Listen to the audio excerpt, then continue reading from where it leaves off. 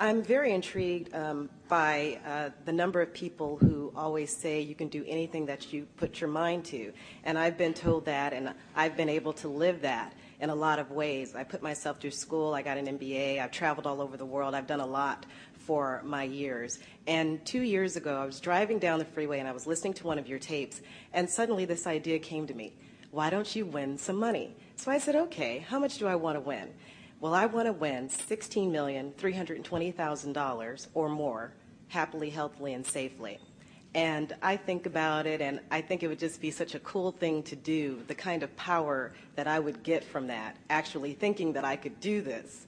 And so I wanted to know, you're sitting here looking at me, from my vibration. When we come back from segment of refreshment, we'll chew this over really well with all of you, because all of you might as well do exactly the same thing.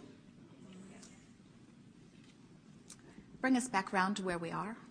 Oh, we're around to the money.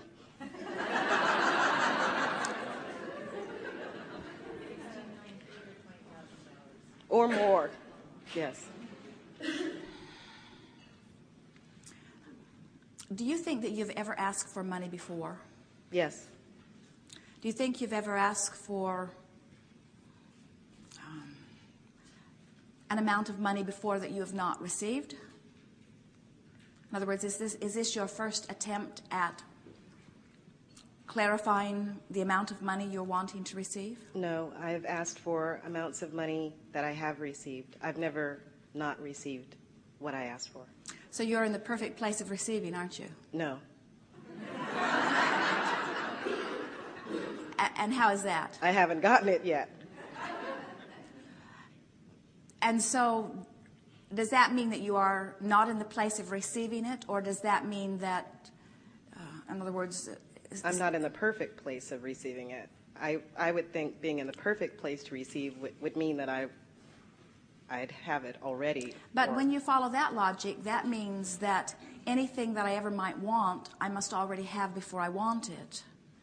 In other words, the reason that we're probing just a little bit here is because, can you feel that even though this is a relatively new intention, and even though you've had very good success in setting forth intentions and allowing them to come to fruition, can you feel that your vibration is more about it not coming than it is about it coming? Yes. Because when we say to you, so you're in a place of receiving, you say, no, I am not in a place of receiving because it has not yet come. And so how can you get into the place of letting it come from your place of being so aware that it has not come? That's why I'm here, asking you. Well, see, that's the most important question. How can I be aware that something that I want isn't, and let something that I want be?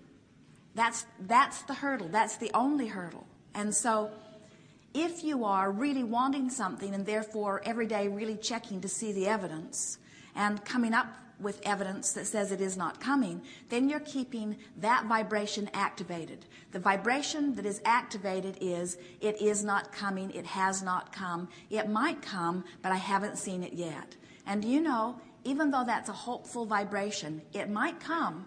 In fact, I think it will come, but it hasn't come yet. Still, that's a vibration that could hold you in the place of not allowing something to manifest forever. Because the vibration is, the active vibration is, it has not come.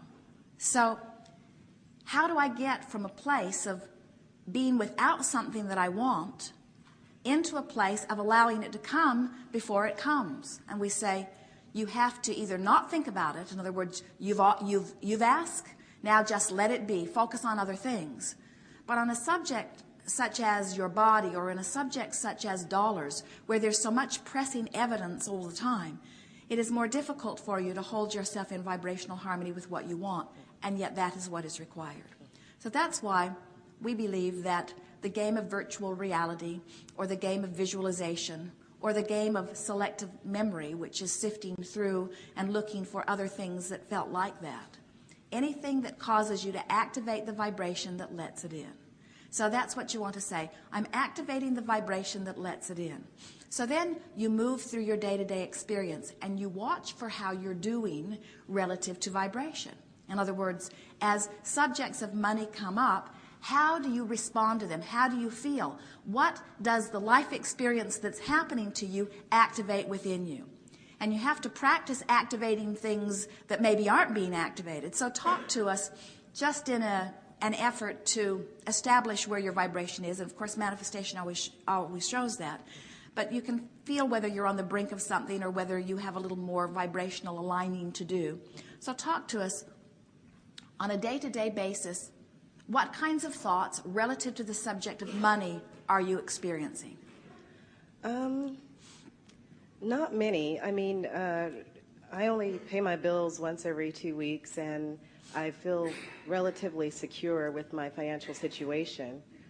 So I don't worry about money or fret about it.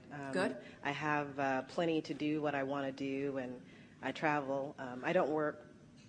I am looking for a job now because I think that it'll take my mind off of the winning the money. So what you're saying to us is I need something to do. You are living an abundant life already, yes, and it's coming to you with relative ease. And so you are very much in alignment. In other words, dollars in, dollars out, dollars in, dollars out. You are in alignment.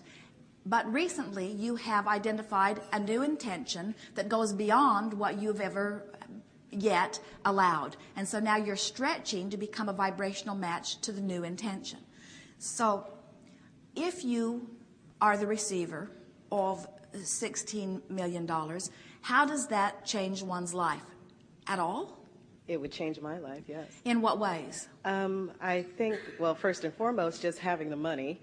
And I think it would be really cool for me to do this and know, yes, it is true.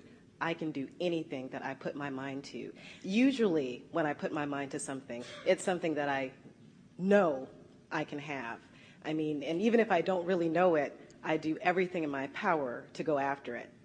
So what you're saying to us is that, let us build a little basis here, and then we'll come back to that, because we want to explain why that is working so well for you. When you ask for something that you are a vibrational match to, you let it in easily. When you ask for something that you are not a vibrational match to, you don't let it in. In earlier words, we were saying, if you desire something and you believe it, then it is. If you desire something but you don't believe it, and your belief is the most active vibration, then you don't let it in. So if you desire something and you don't believe it, but you don't think about what you believe, you just think about what you desire, then it doesn't matter what you believe because it's an inactive vibration. The desire is so much more active that then it is. So whether we're talking about desires or beliefs is really not important. What is important is what is the most active vibration relative to a subject. So you say, well, I have desired dollars, but I have, for the most part, desired only those things that I believed I could do. So I stretched beyond that, which maybe others were stretching, but I always knew that I could do it. So what you're saying to us is, I kept holding myself in vibrational balance because I didn't let myself desire beyond what I believed I could pull off. Right. And then there was that time of ripple where you taught yourself that you could pull off more than you'd pulled off before, yes, but it required a lot more effort than you were really willing to apply. And so then you sort of backed off and got that into alignment until now you have yourself in a very nice place where there are dollars that are flowing comfortably, where your work effort is in alignment, and now you're wanting to sort of test the system by saying, how far can I go with this? Yes. Now, ordinarily, we do not encourage tests, although the universe is very compliant because the universe will always show you results, and that's what tests are. Tests are applying some sort of activity and then watching for the results. And so it really is not so different from what life experience is about. What I think and how I feel and what manifests is always a vibrational match. So you always have those test results readily available, don't you? Yes. So now you're saying, but I want to reach far beyond what I have allowed before. Would you say that you're reaching far beyond? Yes, I am. I mean, I just came to the conclusion. I said, well, you know, I listened to your tapes and you're like, what is it that you really want? And, you know, I wanted things that I thought I could have. And then finally I said, hey, wait a minute. This is what I really, really want. I mean, but the thing we want to get to is when you want something, and it is not inappropriate to say, I want this to show myself that I am a deliberate creator. Unless what you're saying is, I'm not sure I'm a deliberate creator. And if I could really pull this off, then I would be sure that I am really a deliberate creator. Right. So then the basis of your thought is, the dominant basis from which you are offering your vibration is, I am not sure that I am a deliberate creator, but if this would happen, then I would know it. Yeah. But from that place of not being sure, you're not a vibrational match to it. It's like you can't get there from there. Mm-hmm. Isn't that interesting? Yes. So then you say, well, I am a deliberate creator. I'm a deliberate creator. I created this, and I created this, and I created this. Now you're a vibrational match to being a deliberate creator. And how much you create, how big it is irrelevant. In other words, once you know you're a deliberate creator.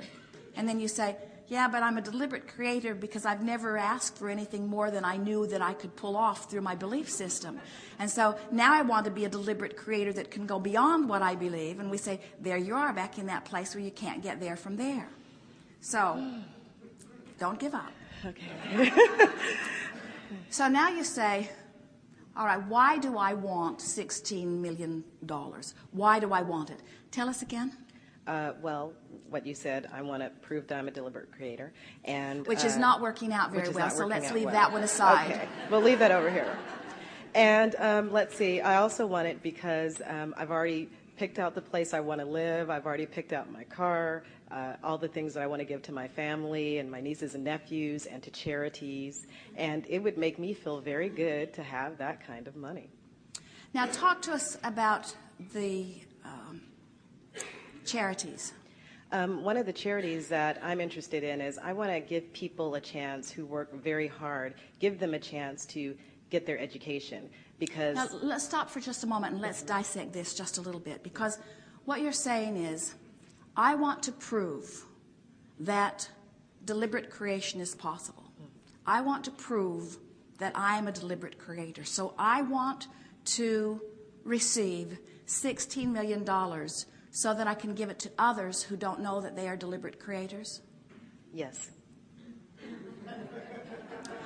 I want to do for them that which they have not figured out how to do for themselves. Can you feel how convoluted all of this sort of is? Mm-hmm. So the thing that we want to help to reestablish within you, because it's very clearly within you, we just want to sort of uncover it a little bit, is that when you ask, when anyone asks, it is given. The thing that is interesting about wanting the $16 million for the things that you want, yes, and to give to others, is that what it's actually coming from is a basis that says life is pretty hard for a lot of people, and this deliberate creation isn't working for everyone. And we can hear what you're saying. I would like it to work for me so that I could be an example of it working, so that I could assist others in understanding that it works.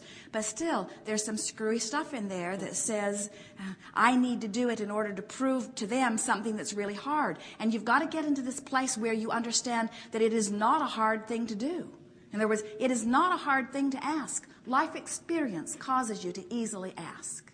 And it's not a hard thing for your desire to be fulfilled, because the answering is not coming forth from any of your labor or effort. In other words, source energy answers.